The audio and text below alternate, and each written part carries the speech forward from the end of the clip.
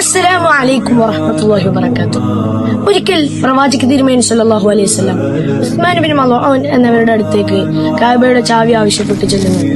അപ്പോൾ ഉസ്മാൻ എന്നവർ പറഞ്ഞു, അല്ലയോ മുഹമ്മദ്, നിനക്ക് ഈ ചാവി ഏൽപ്പിക്കാൻ സാധിക്കുകയില്ല, അല്ലെങ്കിൽ നിനക്ക് ഈ ചാവി തരുവാൻ സാധിക്കുകയില്ല. അപ്പോൾ പ്രവാചക തിരുമേനി സല്ലല്ലാഹു അലൈഹി വസല്ലം തങ്ങൾക്ക് വല്ലാതെ വേദനിച്ചു. എന്നിട്ട് പറഞ്ഞു, അല്ലയോ ഉസ്മാൻ, ഒരു നാൾ വരും, അന്ന് ഈ ചാവി എന്റെ കരങ്ങളിൽ ലഭിക്കും, അന്ന് നമുക്ക് കാണാമെന്ന്. വർഷങ്ങൾക്ക് ശേഷം മക്ക ഫത്ഹ് വരികയും ഈ കഅബയുടെ ചാവി തിരുനബി സല്ലല്ലാഹു അലൈഹി വസല്ലം തങ്ങളുടെ കരങ്ങളിലേക്ക് ലഭിക്കുകയും ചെയ്തു. അപ്പോൾ ഈ ചാവിയുടെ അധികാരം ഏൽപ്പിക്കുവാൻ ആദ്യമായി നബി സല്ലല്ലാഹു അലൈഹി വസല്ലം തങ്ങൾ തിരഞ്ഞത് ഉസ്മാൻ എവിടെയെന്നായിരുന്നു. അധികാരത്തിന്റെ അച്ചുതണ്ടുകൾ അവിടുത്തെ പുണ്യകരങ്ങളിലേക്ക് എത്തിയപ്പോഴും അഹങ്കാരത്തിന്റെ ഒരു പൊടിപടലം പോലും അവിടുത്തെ ഹൃദയങ്ങളിലേക്ക് എത്തിയിരുന്നില്ല. അങ്ങനത്തെ പുണ്യപ്രവാചകന്റെ ജന്മദിനം കൊണ്ട് അനുഗ്രഹീതമായ റബീഉൽ അവ്വലിലാണ് നാം ഏവരും നിലകൊള്ളുന്നത്. നാഥൻ അവിടുത്തെ ചര്യ പിൻപറ്റാൻ തൗഫീഖ് നൽകുമാറാകട്ടെ. അസ്സലാമു അലൈക്കും.